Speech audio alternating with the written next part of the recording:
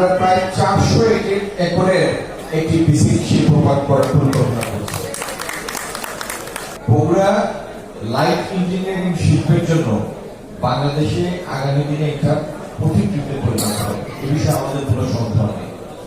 এবং এই জিনিসটাকে ফ্যাসিলিটেট করার জন্য এই সরকার বিভিন্ন মুখী পরিকল্পনা করেছে। আগামী দিনে ইতিমধ্যে বগুড়ায় যে বিসিটি আছে সেটি পরিপূর্ণ হয়ে গিয়েছে। আমরা যতটুকু জরিপ করেছি তাতে এখানে ক্ষুদ্র মধ্যম পর্যায়ের শিল্পের বা শিল্প উদ্যোক্তাদের একটি বিরাট চাহিদা রয়েছে।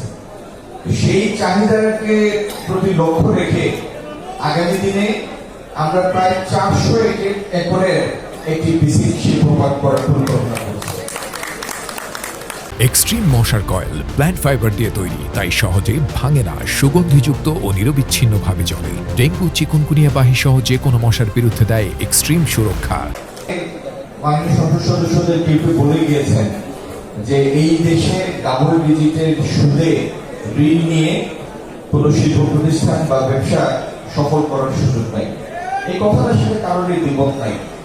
আপনি যে পণ্য উৎপাদন করবেন সেটি প্রতিযোগিতামূলক হতে হবে, কম্পিটিটিভ হতে হবে। আর কম্পিটিটিভ হতে গেলে দুই উপায়ে আপনি কস্ট কমাবেন। একটা হলো উৎপাদনশীলতা বৃদ্ধি, এফিসিয়েন্সিটা হাই হবে, প্রোডাক্টিভিটি বেশি হবে, যাতে ইউনিট প্রতি খরচ কমে আসে। আর দ্বিতীয় হলো যেটি ঋণ করবেন তার কস্ট অফ ফান্ড কম। এই দুই উপায়ে পণ্যের মূল্য কমিয়ে আনা যায়, প্রতিযোগিতামূলক করা যায়, ভোক্তাদের জন্য সাশ্রয়ী করা যায়। তো এটি নিয়েও আমরা কাজ করছি। আগামী দিনে যেন জ্বালানির সহজলভ্যতা থাকে, গ্যাস সংযোগ সহজলভ্য হয়, বিদ্যুৎ সহজলভ্য হয় এবং কস্ট অফ ফান্ড যেন কমে আসে, সেটি নিয়ে আমরা কাজ করছি।